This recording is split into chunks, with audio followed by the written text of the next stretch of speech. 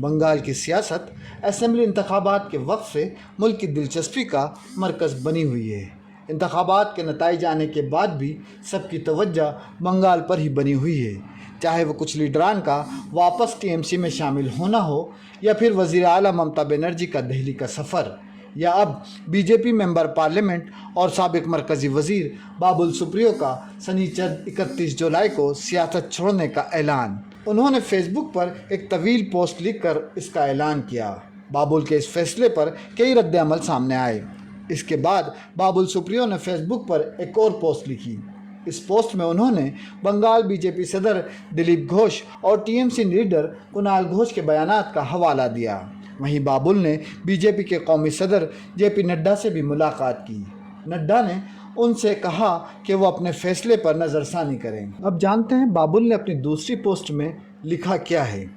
उन्होंने लिखा, मैंने आपके तबसरे पढ़े हैं, हर कोई उसे अपनी तरीके से देख रहा है, उसी तरह समझ रहा है और उसकी हिमायत या मुखालिफत कर रहा है, सवाल उठा रहा है और पूछ भी रहा है।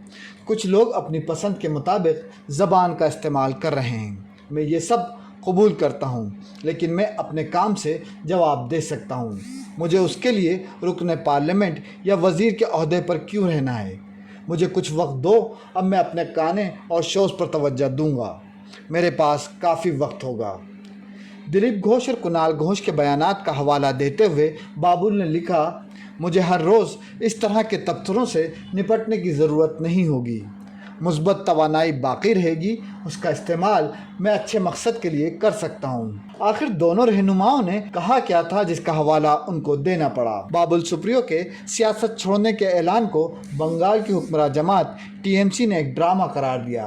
टीएमसी के तर्जुमान कुणाल घोष ने कहा, अगर कोई सियासत छोड़ने की बात करता है तो पहले एमपी का ओहदा छोड़े, वरना मैं कहूँगा कि ये सब ड्रामा है। वजारत छीनने के बाद वो पार्टी में गिरे हुए थे। मायूसी में वो दिल्ली की तवज्जो अपनी तरफ मबजूल कराने की कोशिश कर रहे हैं। लोकसभा चल रही है, हाउस में स्पीकर बैठे हैं, वहाँ इस्तीफ़ा देने के बजाय फेसबुक पर ड्रामा चल रहा है। उनके सियासत छोड़ने की कोई ख्वाहिश नहीं है। वो कोशिश कर रहे हैं कि लोग उन पर तवज्जो दें, जैसे धर्मेंद्र फिल्म शोले में पानी की टंकी पर चढ़कर ड्रामा करता है। बाबुल दरअसल एक गुलकार थे, लेकिन अब वो ड्रामा कर रहे हैं। वहीं बंगाल में एक प्रेस कॉन्फ्रेंस के दौरान बीजेपी सदर दिलीप घोष ने कहा था कि कौन सियासत में रहना चाहता है और कौन छोड़ना चाहता है, ये उसका ज़ाती फैसला है। मेरे पास कहने को कुछ नहीं है। क्या उन्होंने इस्तीफ़ा दे दिया है? वो अब भी रुकने पार्लियामेंट हैं। मुझे उनके इस्तीफ़े का इल्म नहीं है। कोई भी फेसबुक पर कुछ पोस्ट करके सियासत नहीं छोड़ता। दूसरी तरफ एएनआई से बातचीत में बाबुल ने अपनी फेसबुक पोस्ट पर तबसरा करने से इनकार कर दिया। उन्होंने कहा, जो कुछ भी कहना था उन्होंने फेसबुक पर लिखा है। अब आप जान भी लें कि बाबुल का सियासी सफ़र कितना लंबा है। बाबुल सुप्रियो ने हफ्ते की रात जेपी नड्डा के घर उनसे मुलाकात की।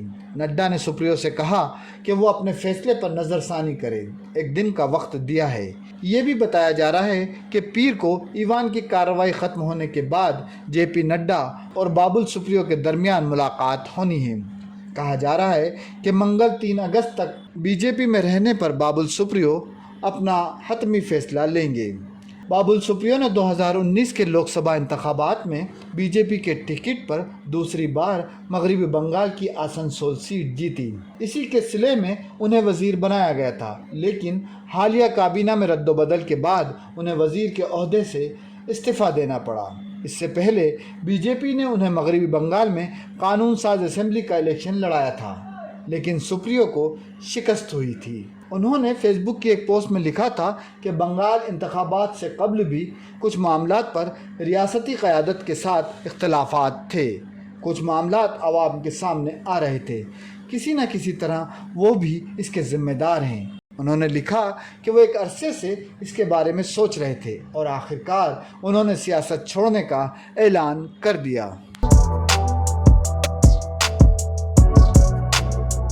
आपको हमारा ये वीडियो कैसा लगा, कमेंट करके बताएं। अगर पसंद आए तो इसे लाइक और शेयर ज़रूर करें। साथ ही हमारे चैनल को सब्सक्राइब करें। शुक्रिया।